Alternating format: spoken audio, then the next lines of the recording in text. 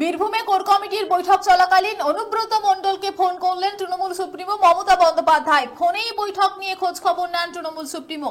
কোন রকম গোষ্ঠীদ্বন্দ্ব নয়, 26-এর নির্বাচনে একজোট হয়ে ছাপাতে হবে, এই বার্তাই নাকি দিয়েছেন মমতা বন্দ্যোপাধ্যায়। অন্যদিকে অনুব্রত মণ্ডল তিনি আজ সাংবাদিকদের মুখোমুখি হন এবং সেখানেই জানিয়ে দেন, জেল যখন খেটেছি তখন অন্য দলে যাব না।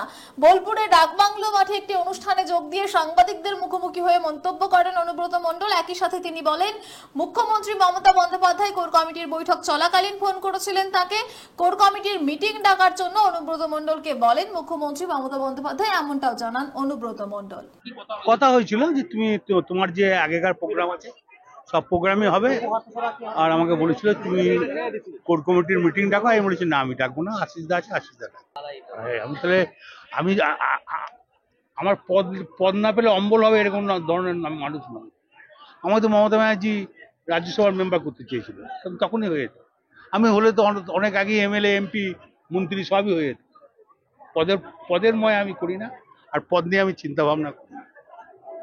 মানুষ সঙ্গে থাকতে পারলি, মানুষের পাশে থাকলি, সেটা আমার কাজ। আর মমতা ব্যানার্জি যা বলবে তাই করবো। জেল যখন খেটেছি তখন কোনোদিনই অন্য দলে যাব না। তাহলে অন্য দলে গিয়ে তাহলে জেল কাটতে হতো না। দেখুন, বৈঠকে কি আলোচনা হলো সে বিষয়টা তো আমাদের সামনে আমরা প্রকাশ করতে পারি না। ওটা আমাদের কোর কমিটি মিটিং ছিল।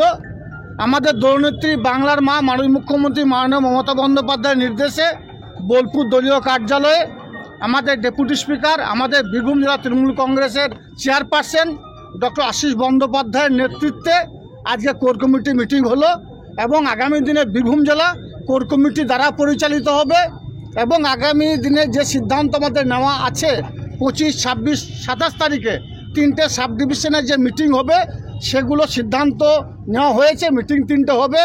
আগামীকাল বোলপুর দলীয় কার্যালয়ে আমাদের বোলপুর সাব ডিভিশনের একটা মিটিং হবে। এইসব বিষয়গুলো সিদ্ধান্ত নেওয়া হয়েছে এবং আগামী দিনে বীরভূম জেলায় আমরা সকলে কাঁধে কাঁধ মিলিয়ে চলবো। আমাদের মধ্যে কোনো দ্বন্দ্ব নেই, কোনো বিভেদ নেই। তাই আপনাদের মাধ্যমে একথা বলতে চাইছি, আপনারা যে যতই চেষ্টা করুন না কেন, কার সঙ্গে এর সঙ্গে ওর দ্বন্দ্ব, ওর সঙ্গে ওর দ্বন্দ্ব কিছুই করতে পারবেন না। 26-এ নির্বাচন আসছে।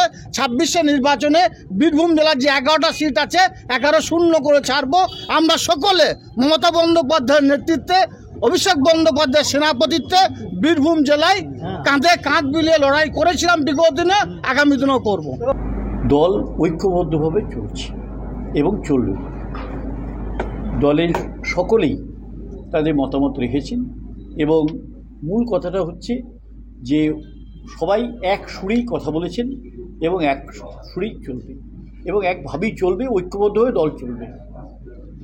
দ্বিতীয়ত হচ্ছে যে আপনারা জানেন যে 25, 26, 27 একটি ঘোষিত কর্মসূচি ছিল। সেই কর্মসূচি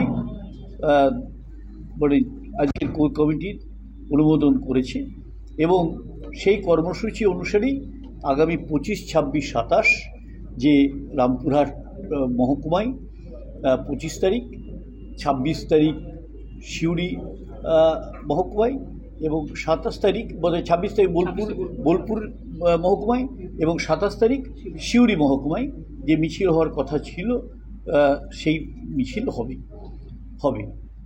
আর তৃতীয়ত হচ্ছে আরও একটি আবেদন আমাদের সমস্ত নেতৃত্বের কাছে করা হচ্ছে যে এই সোশ্যাল মিডিয়ায় বিভিন্ন রকম বিভাজন সৃষ্টি করে যে বক্তব্যগুলো রাখা হচ্ছে, কেউ কেউ রাখছেন অতি উৎসাহিত হয়ে, কেউ কেউ রাখছেন, সেগুলোকে পরিপূর্ণভাবে দমন করা হবে। এবং শুধু তাই নয়, যদি দেখা যায় যে হয়তো আমারই কোনো অনুগামী এমন একটি কথা লিখলেন যেটা দলের পক্ষে বিভাজন সৃষ্টি করতে পারে, তাহলে তার বিরুদ্ধে কিন্তু কড়া ব্যবস্থা নেওয়া হবে। তাকে যখনই আইডেন্টিফাই করা হবে যে হ্যাঁ সে দলের কর্মী, তখন তার বিরুদ্ধে ব্যবস্থা গ্রহণ করা হবে। এবং মাসে 2বার করে আপনার কোর কমিটি বৈঠক হবে। আগে তো 1 মাস পর কোর কমিটি হওয়ার কথা ছিল না, এটা মমতা বন্দ্যোপাধ্যায়ের নির্দেশ যে মাসে 2বার করে কোর কমিটি বসবে। সেই মতন করেই আমাদের প্রথম নেক্সট যে মিটিংটা সেটা 14 তারিখ হবে, 14 তারিখ।